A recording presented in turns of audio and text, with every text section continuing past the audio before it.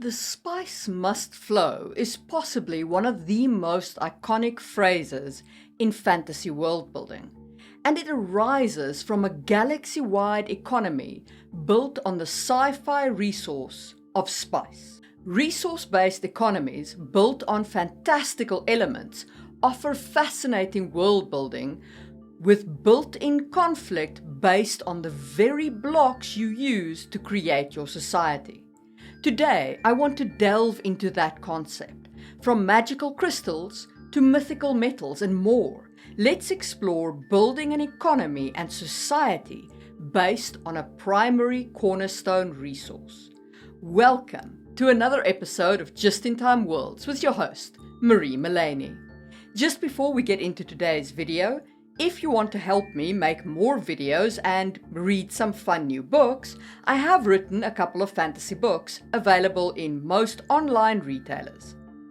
I've gotten some decent reviews from them, especially praising both my world building and the way in which I reveal the world building to the reader without resorting to info dumps, using organic ways to give you the world building information as you need it. So, if you want to check out how I do that, links to Amazon and my website in the description of the videos. And thank you very much to everybody who have both read and reviewed my books. On the other hand, if you are not interested in books, I do have a merch store on Teespring, link to that down below as well. I've got some cool world building memes and a couple of my logo shirts. Okay, enough of that. Let's get cracking with resource-based economies. To start with, we must identify a resource special enough to carry an entire economy. The best fantasy examples often imbue their resources with magical or unique properties. In the world of the Stormlight Archive, the economy is heavily based around magical power known as Stormlight. This power is captured into gemstones that can store energy, provide light, and power the magic of surge binding, making them invaluable. Similarly to this, in the sci-fi realm of Dune, the spice Melange has psychic enhancing properties and is necessary for space travel, making it an extremely valuable resource. In these two cases, it's obvious what makes the resource in question so valuable. But in our world, the world we live in, many societies have built their economies based on valuable resources. Obviously, those resources didn't provide mystical power, and yet they had the same effect on the economy. So let's explore what can make a resource valuable enough to build your whole economy on it. As I see it, there are 4 categories that can make a resource have economic carrying value.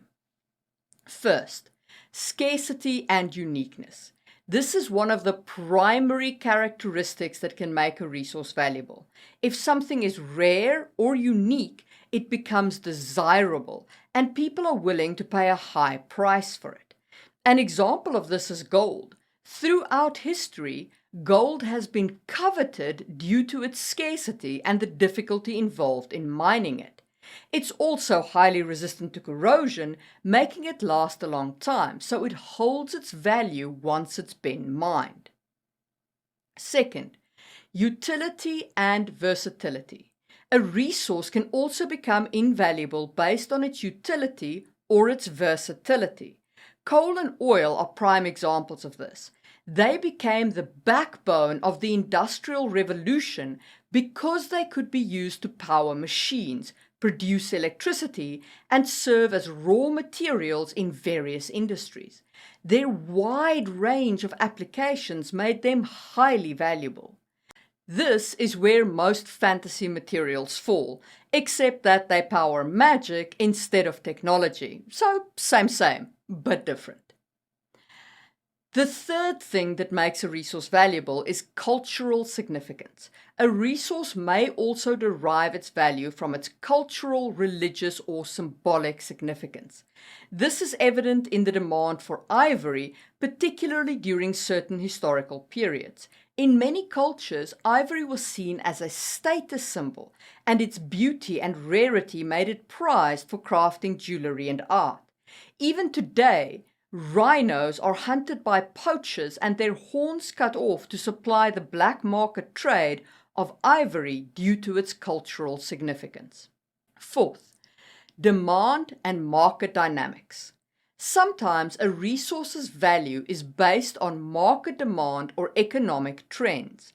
For example, the value of diamonds significantly increased in the 20th century due to the effective marketing strategies that associated diamonds with love, commitment, and status. This was a deliberate move on the part of the De Beers Company and has literally enabled a resource economy based on diamonds. Despite the fact that diamonds are not all that rare. And we will speak more of the De Beers Company throughout the course of this video. So applying these principles to fantasy or sci-fi worlds, a resource becomes valuable when it's rare, versatile, culturally significant, or in high demand. In the Stormlight Archive, Stormlight fulfills these criteria. It's rare, being available only during high storms. It's versatile as it provides light, energy, and it powers surge binding. Its cultural significance is tied to the societal structures and religion of the world, and of course the demand is always high due to its variety of uses. Similarly, in Dune, the spice melange is scarce, found only on the planet of Arrakis. It has a wide range of applications from extending life to enabling space travel, making it invaluable. Its cultural significance is deeply woven into the societies that use it, and the universal demand for it drives the plot of the entire series. So when you're picking your resource, your cornerstone resource, decide why it's valuable. It doesn't have to be an uber powerful item or ore. It can be valuable for any of the reasons listed here, but preferably you want to tick at least 2 of these boxes so that it can have a deeper impact than simply being valuable for one of the categories. Do you agree with these 4 categories? Let me know in the comments below, and while you're down there, hit the thumbs up button and let's talk about extraction and processing of resources. So understanding how this cornerstone resource is gathered, mined, or produced is crucial to building your economy.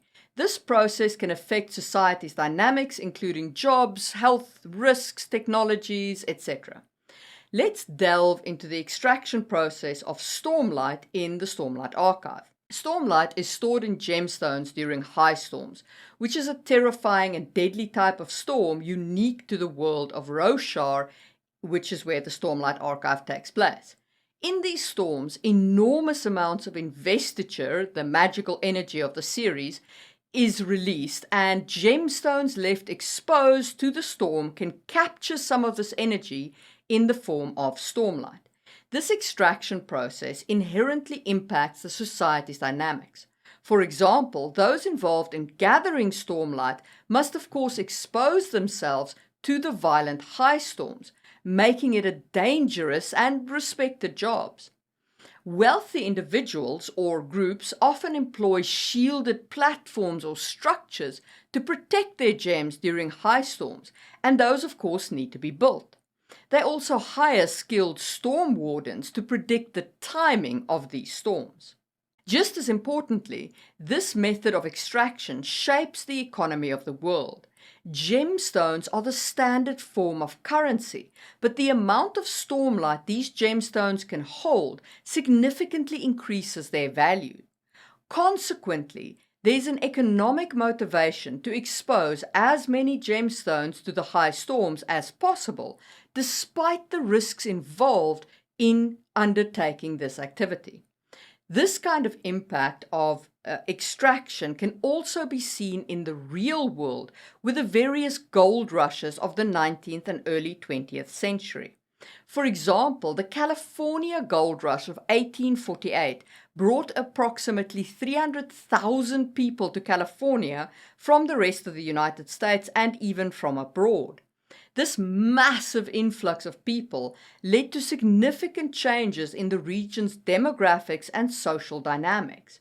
Many people left their jobs to become miners, while others saw opportunities in providing services to these miners, like lodging, food, equipment, and entertainment. And we will speak more of those secondary industries later in this video. But this gold rush resulted in rapid economic and infrastructural growth. San Francisco, for example, transformed from a small settlement to a bustling city within a few years. However, the gold rush wasn't all prosperity. Mining was a hazardous job with frequent accidents and difficult working conditions. Environmental damage was significant due to the extensive mining operations, and societal issues like crime, inequality, and clashes between different cultural groups also arose. So the extraction process of gold, which drew people to the regions where they happened, fundamentally affected the structure of societies where gold was found. In both the example of the Stormlight Archives and in the real world, we can see that the extraction process of your cornerstone resource can significantly impact societal dynamics where this resource is found. It shapes the economy, the labor market, and even the cultural fabric of your society. So when you're creating your resource-based economy, spend some time thinking about how the resource is extracted, and don't make it too easy. If the resource just falls from trees, it will either soon be depleted or it will be so commonplace that it's hard to build a whole economy around it, as it can just ubiquitously spread everywhere. Put some conflict into how the resource is extracted and add some bad elements to the extraction process, some elements that require moral conflict. Remember, plot requires that kind of conflict. Bad things have to happen or you won't have a plot. So extracting and processing is one thing, but what about control and distribution of your cornerstone resource? Control over a resource can dictate power structures and politics.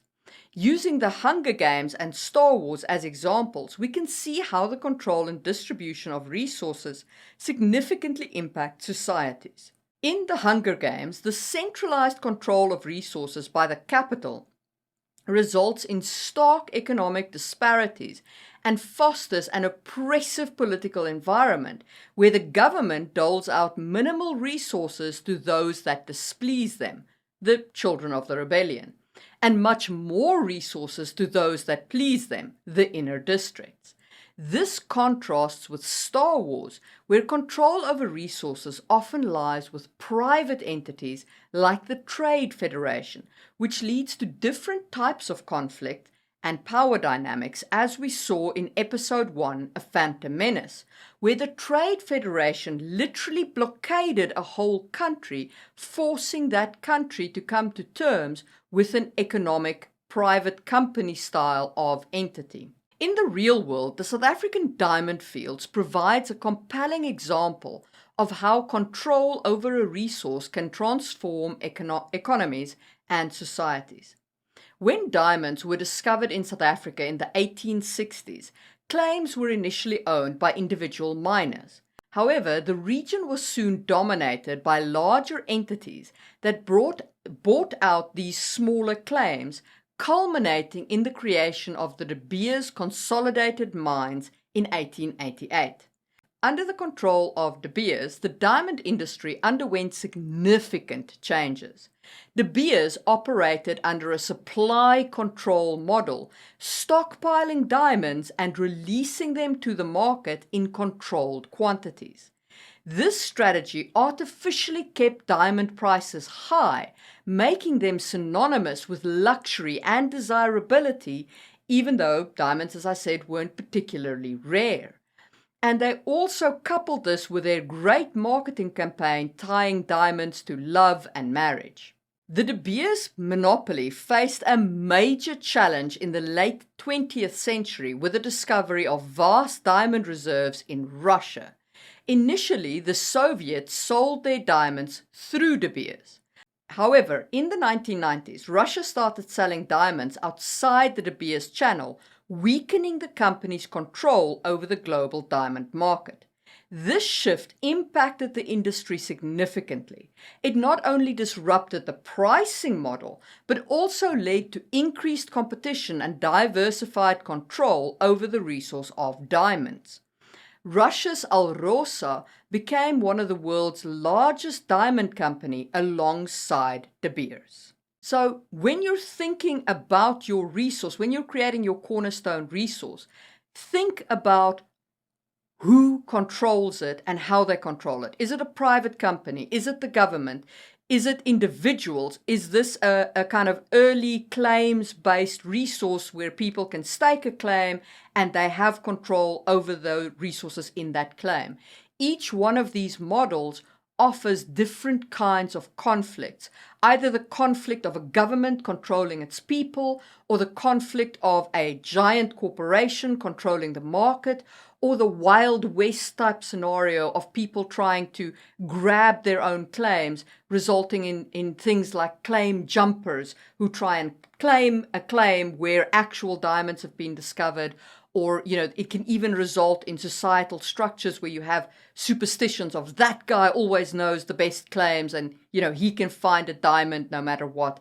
And that kind of effect of claim-based mentality in the early process of mining resources. And if you enjoyed that discussion of extraction, control, and distribution, hit the thumbs up button. And let's talk about trade and economics of resource-based economies. The economic implications of a resource can be vast. For example, in Frank Herbert's Dune, the spice melange, unique to the desert planet of Arrakis, becomes the cornerstone of the galactic economy. Not only does it have mind-altering properties, but it is also necessary for space travel, making it an invaluable commodity. Control over the spice becomes a central theme in the narrative, leading to political maneuvering, alliances, betrayals, and war. The importance of the spice trade drives the economy of the Imperium, and the conflicts over control of the spice disrupt the power balance. Similarly, in James S. A. Corey's The Expanse series, water and air, particularly ice mined from the rings of Saturn and asteroids, are vital for the survival of the belters who inhabit the outer planets and the asteroid belt. This creates a significant trade dependency on the inner planets and initiates conflicts due to the vast inequality in resource distribution. The economic dynamics and power play in the series are driven by these essential resources and this mining activity on Saturn. But you can also see this kind of trade driven by resources play out in real-world history. The sugar trade provides a great historic example of how resource-based economies can shape global commerce, labor practices, and even drive conflict. During the 17th to 19th centuries, the demand for sugar in Europe led to the establishment of vast sugar plantations in the Americas, particularly in the Caribbean. These plantations often relied heavily on enslaved African labor, one of the contributing factors to the rise of the grim period in human history known as the Atlantic slave trade. This led to large-scale human suffering and significantly impacted the demographic trends and socio-cultural development both in the Americas and in Africa. But the sugar trade also drove economic growth in Europe, particularly for countries like Britain and France, and it led to conflicts over control of the profitable sugar-producing colonies. Often Britain and France would fight over control of their Caribbean colonies. The sugar industry's prosperity led to the growth of related industries like rum and molasses, and it underpinned the wealth of many European port cities. So when you're creating your resource-based economy, think of these examples. There will be conflict over the controlled distribution and especially over the rich trade and the resulting economic growth offered by these resources. People will go to extreme lengths to generate wealth from such resources, and wars can easily be fought not just over the primary site where the resource is generated, but also further afield in its distribution and its trade. And this discussion of trade has led us neatly to secondary and supporting industries. So if you've enjoyed the video so far, consider giving it a super thanks, and let's deviate from primary resources into the additional areas of economic activities that these resources will generate.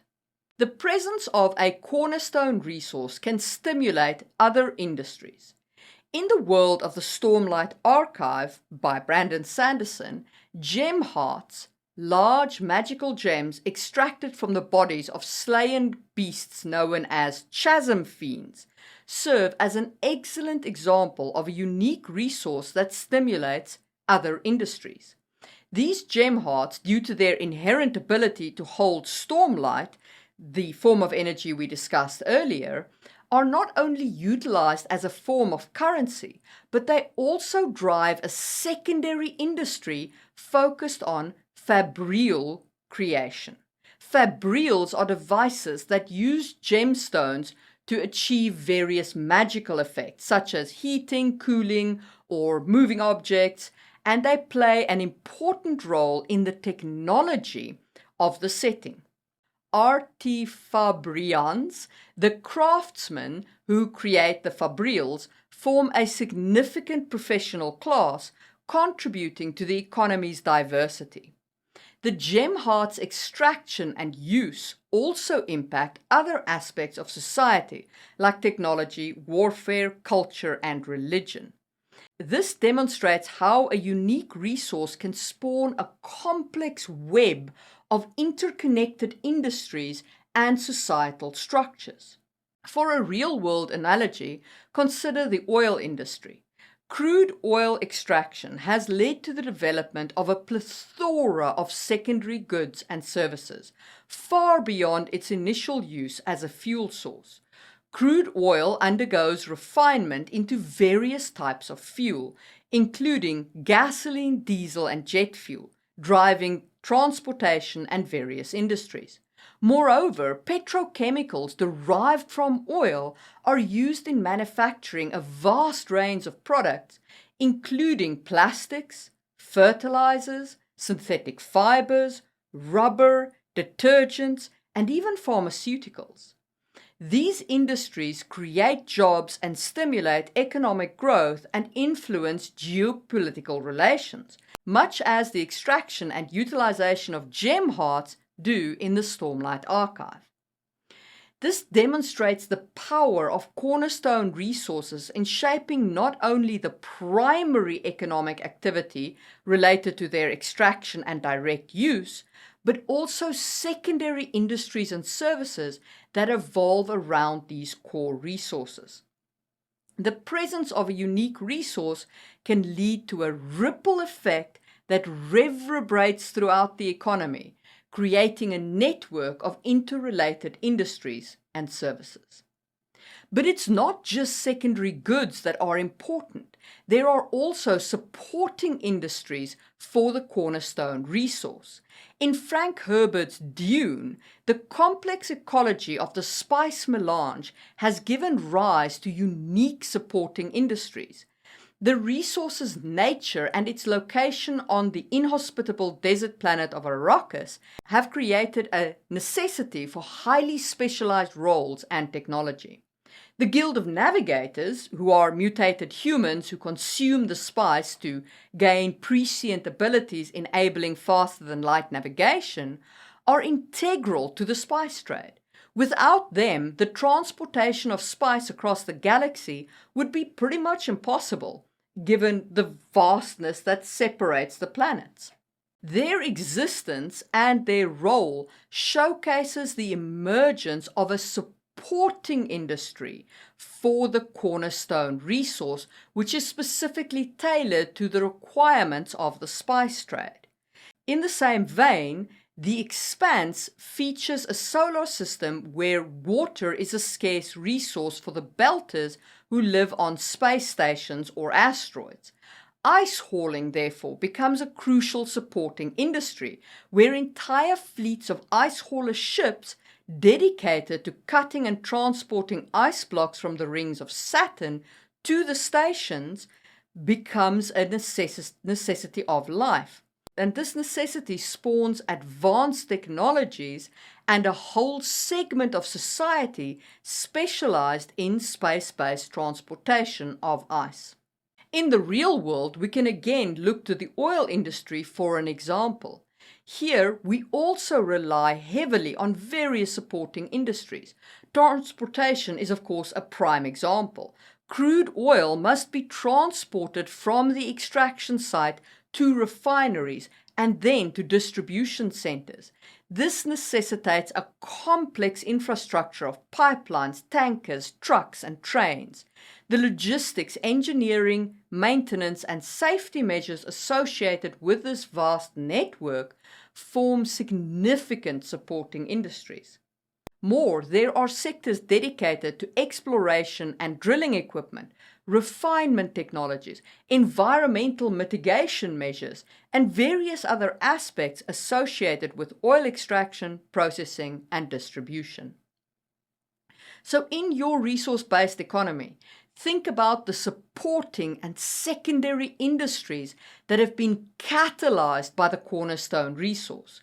These industries, in turn, will shape the economic, social, and technological landscapes of your society, perhaps even with further reach than the original cornerstone resource.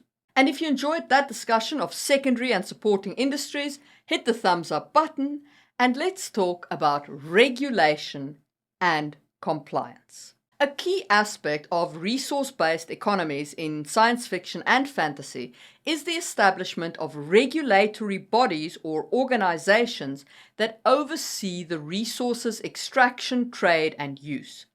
That control can either be direct and overt, or it can be indirect and subtle.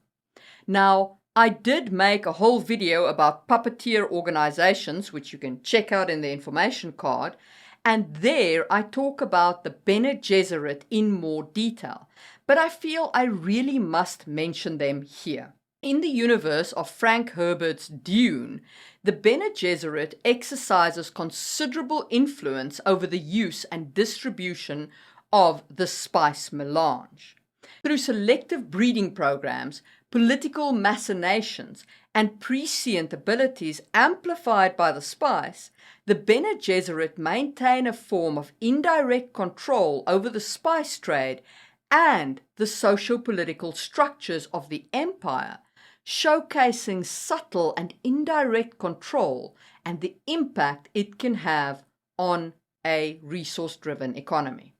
But if you want a more overt example, in Brandon Sanderson's Stormlight Archive, the Voron Church and the Alethi monarchy have significant control over the extraction and use of stormlight, which of course is stored in gemstones. The control that these institutions exert is vital in maintaining stability in the realm, regulating conflicts, and preserving societal structures.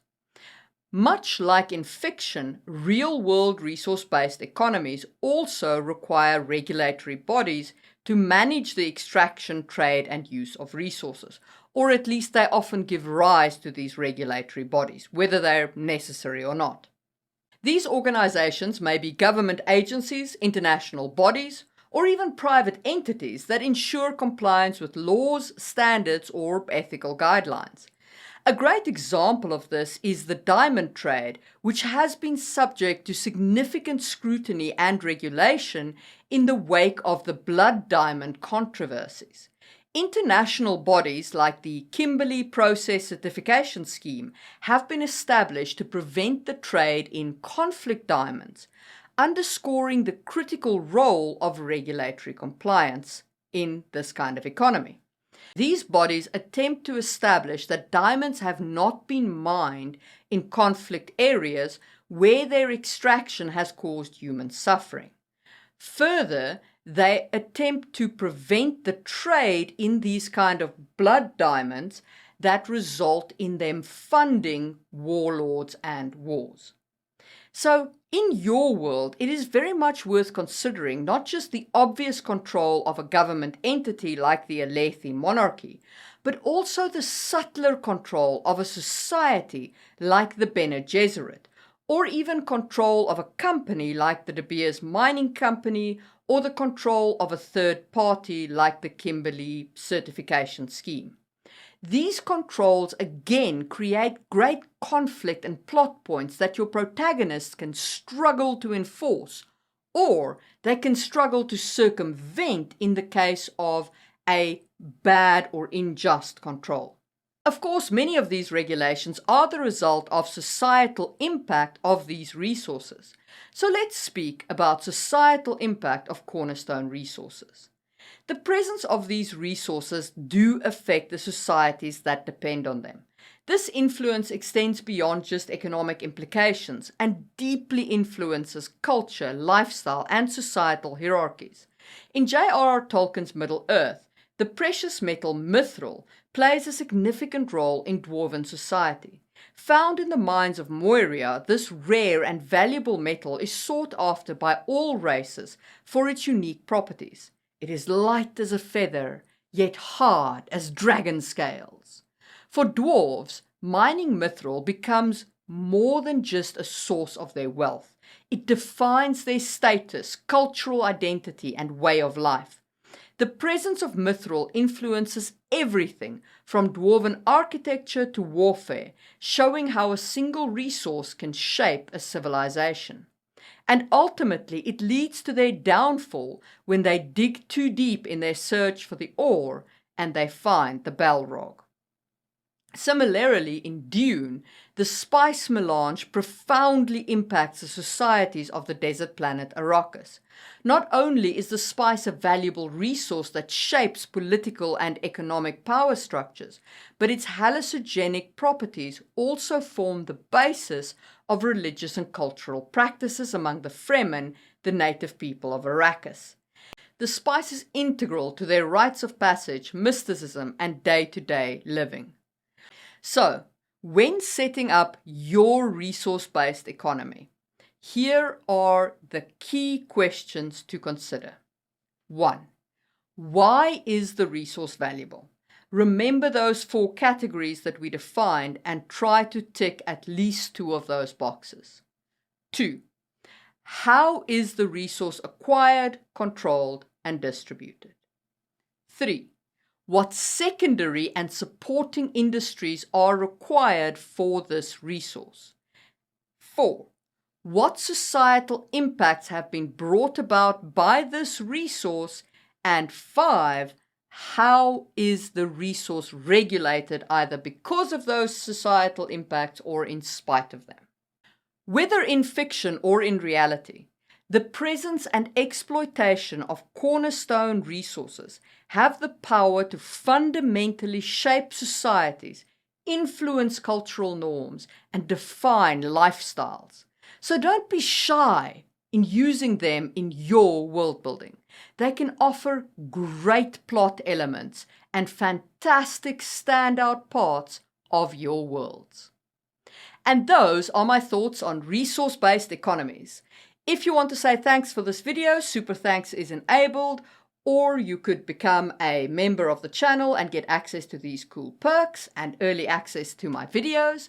And if you enjoyed this video, check out my video on complex economic plots in fantasy, and I will see you soon for another episode of Just in Time Worlds.